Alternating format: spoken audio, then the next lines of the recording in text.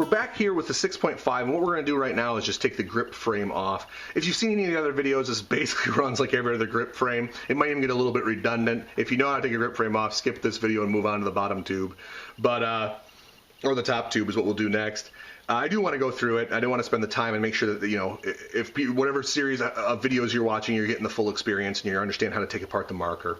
One of the first things you're going to do is make sure that there's no air in the marker. Of course, take the tank off and then fire in a clear direction. Make sure there's no paint in the marker. Fire in a clear direction, usually with a barrel blocking device on. And make sure that there's no residual air in the marker.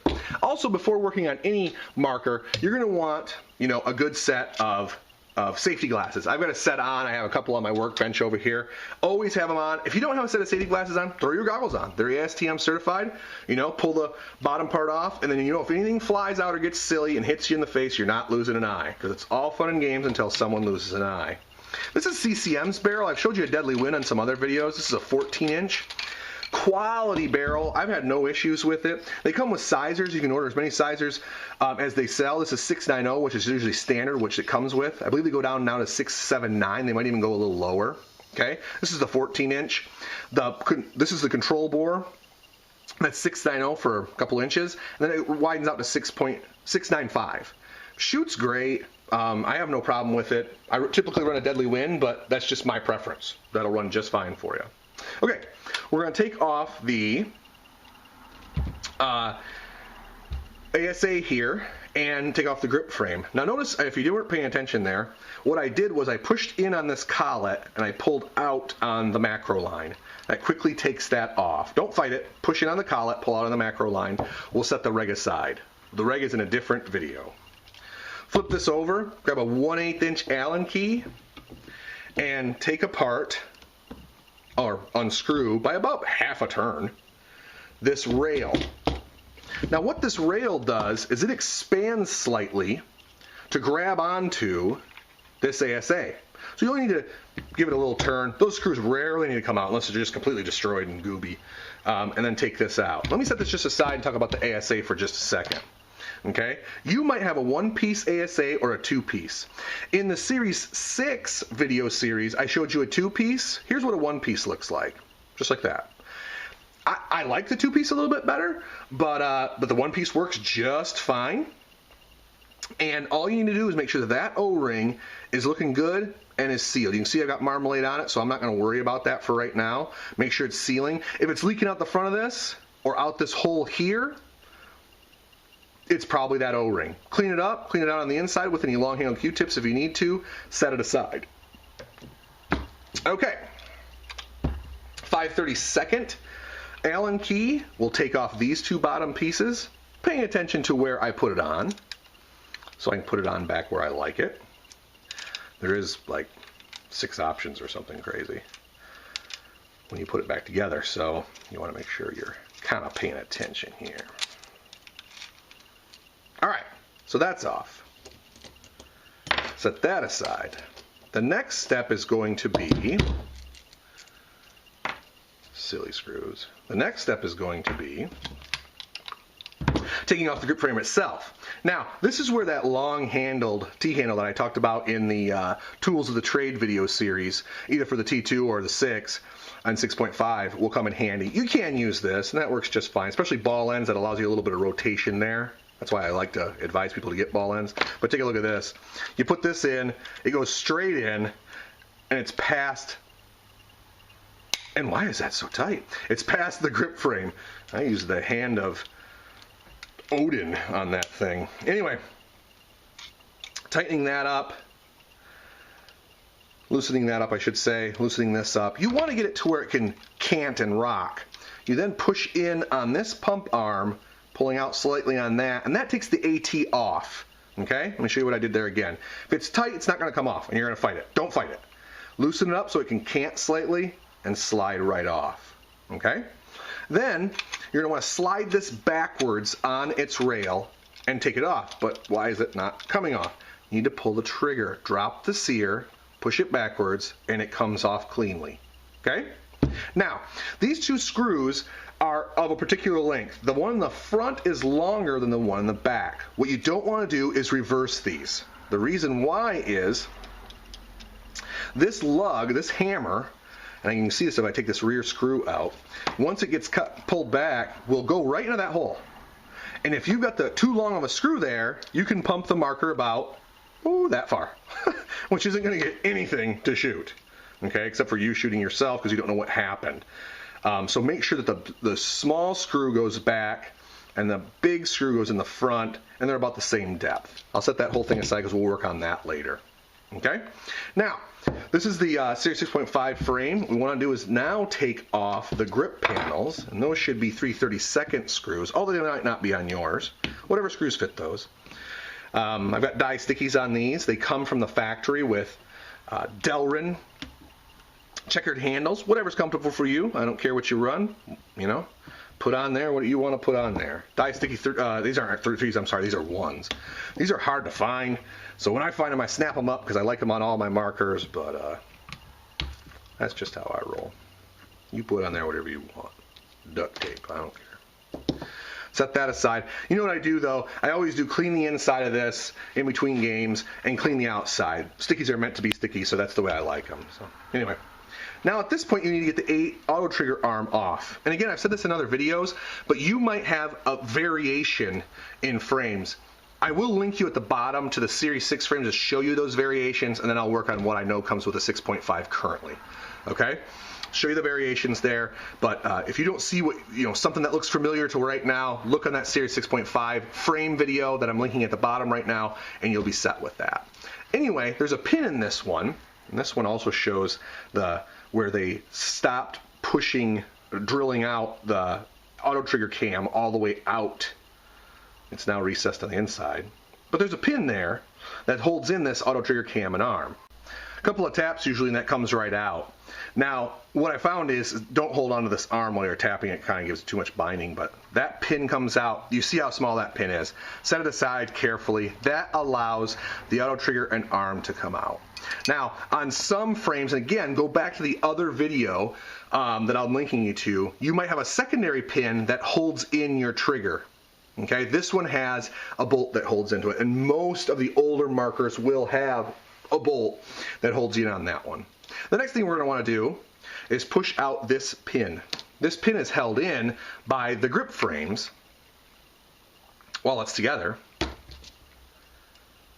Push that out. That pin falls out. It's much bigger than the other pin. That allows the sear and the spring to fall out. Now, I've said this in every other video up until now, but keep this highly polished. The marker recocks up this ramp, the lug does, comes up this ramp, and then grabs here. When you pull the trigger, it drops that lug and lets the hammer pass. You want that as smooth as possible. Smooth on the recock, smooth on the trigger pull, and you want it smooth here. It's just a little dirty. Smooth here where it engages the trigger. Okay, so keep that clean. The next thing you're going to do, and last thing you're going to do to get this marker apart, or the frame apart, is to take this screw out. It's just a shoulder bolt. It comes straight out. You can see I used a little bit of Loctite on that, blue Loctite. That allows the frame to come out. Now the only screw that's left in this gun is an under travel screw that fits right in here. Once you've set that correctly, it's set for life, so I wouldn't worry about that. You very rarely have to set this, and it's set from the factory, so for the most part, don't dink with it. But that's it. If you got a big gooby mess, you've been playing in a snake, you've been, I don't know, crawling through water, or, I don't know what you're doing, clean that up, get your spray bottle out, hose that down, clean it out, grab your long-handled Q-tips and your rag and give that a good wipe down and let it dry. You especially want that inner area, those inner crevasses to be dry, so when you put it back together, you've got something smooth that you're working with.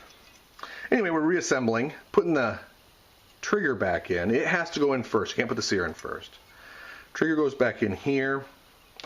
You know what? I'm going to clean this just a little more because I notice there's a little bit of gunk. And that'll take off. I'll take it off what I want. Put that trigger back in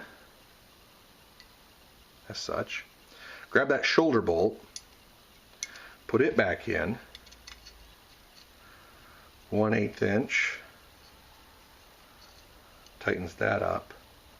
You don't want it over tight. You want that to fall. So what I'll quite often do is I'll back off this a turn so there's a little hole. I'll drop a drop of blue Loctite, tighten it up, wipe off the excess, and let it dry. then I end up with a trigger that is very snappy. Okay?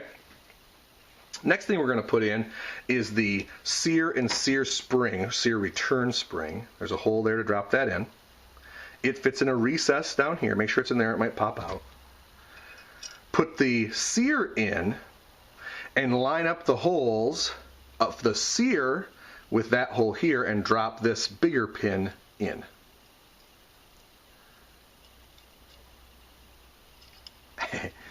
And it can be a little tricky, even for a person who's done it a bazillion times. But just keep on finagling with it, and you'll get it. There we go. And that's back in. And that should be just that snappy. You should be pulling the trigger, and it should be returning with the quickness. Okay? I'm going to take Tri-Flow at this point and give it one little dollop where the sear engages the trigger. One drop. And that's it.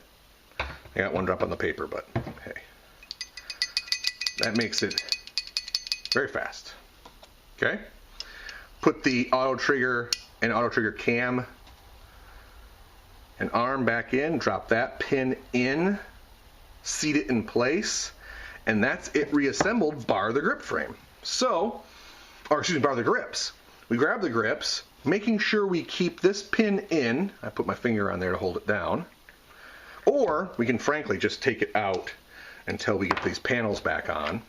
Doesn't really matter how you do that. And then put these panels on. What I like to do is to just give them a little finger tighten, because especially die stickies, they want to kind of have to be stretched and finessed into place, so I don't over tighten them at first. Well, I don't over tighten them ever, but I don't tighten them way down at first. Be careful, man. Stainless steel going into aluminum, you do not want to strip out that aluminum. You can always replace a stainless steel screw. Aluminum has to be repaired or replaced, and either way is expensive. So don't do it. And I give that a finger tight. That's being held in by the rubber of the die grips. That's back together and shooting right. AT arm and cam goes back in. Pin gets dropped in. Then we're going to put on the rail, which I had running like that before. For whatever reason, that's the way I liked it on this gun.